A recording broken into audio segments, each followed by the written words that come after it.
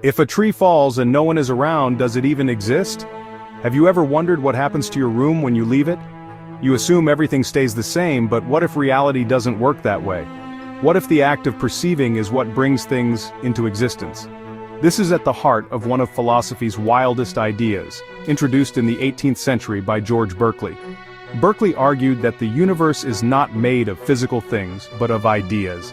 And for an idea to exist, it must be in a mind. Let's revisit the classic. If a tree falls in the forest and no one hears it, does it make a sound? Most people would say yes, but Berkeley would disagree. For him, sound is the experience of hearing. If there's no mind to perceive it, there's no sound, and in fact, no tree either. This is idealism, the idea that reality depends on perception.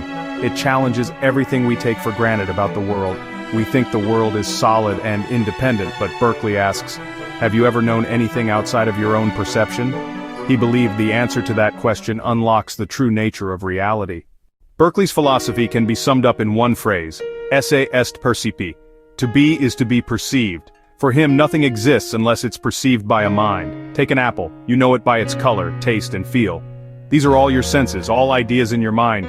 You've never experienced the matter of the apple, only your perception of it. Berkeley argued that you can't even imagine something unperceived. Try to imagine a tree that no one sees. By imagining it, you are perceiving it.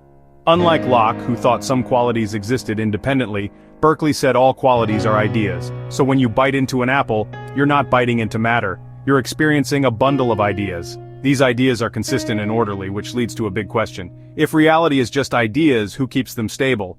This is the next piece of Berkeley's puzzle. Who is the ultimate perceiver? Berkeley wanted to make philosophy simpler, by getting rid of mysterious matter, which science said was beyond what we could perceive. He called matter a useless phantom. Why should we believe in something we can never experience? His solution, reality is mental, not material. The chair you're sitting on is real because it's a collection of sensations, not some hidden substance. Think of reality like a movie. The images are the movie itself, not copies of something else. For Berkeley, our world is a stream of ideas. No need for a physical world behind it. This solves the problem of how the mind and world interact. They are both mental. As a bishop, Berkeley also saw this as a way to put the mind and God at the center of existence. If reality is made of ideas, then it must come from a mind. For Berkeley, that mind is God, the foundation of all reality. The world isn't a cold machine, but a vibrant reality made of ideas. God isn't just a creator, but the ongoing source of existence.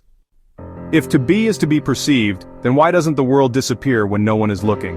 Berkeley's answer, it doesn't disappear because it's always being perceived by a mind, God's mind. God is the ultimate, always present perceiver who sustains everything. The universe is a collection of ideas in God's mind, not just in our minds. The laws of nature are the rules by which God presents ideas to us. When scientists discover laws, they are uncovering patterns in God's thoughts. The stability of the world comes from God's continuous perception.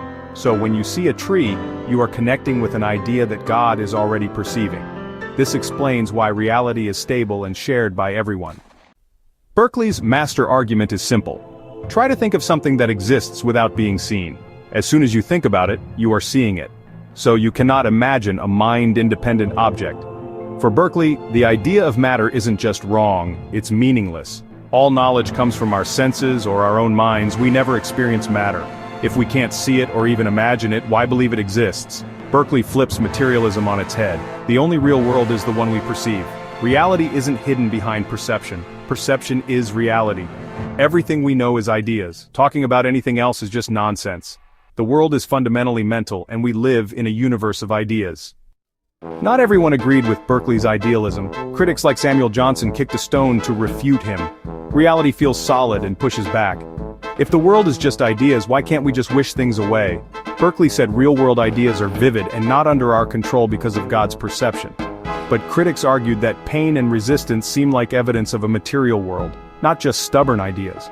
Others questioned Berkeley's reliance on God. If you remove God, does everything collapse into solipsism? Scientists worried that if reality is just ideas, what exactly is science studying? Are the laws of physics just divine habits? Berkeley insisted science still works, but many felt his ideas took away science's power to explain a real external world. Berkeley's idealism isn't just an old idea, it shows up in today's science and technology too. Quantum physics shows that reality changes when we observe it, just like Berkeley said. Virtual reality creates worlds made only of information, which are connected, interactive, but not physical. As VR gets more real, Berkeley's idea that reality is just a bunch of ideas seems less strange. Neuroscience tells us that all our experiences are made in the brain. We don't directly touch the world. We live in our own brain-made simulation. Today, very few people are pure idealists. But Berkeley's challenge is still there. Don't take reality for granted. He made us think about the role of consciousness in the universe. Is reality truly objective, or is it a big conversation between minds? The answer maybe is still waiting to be felt.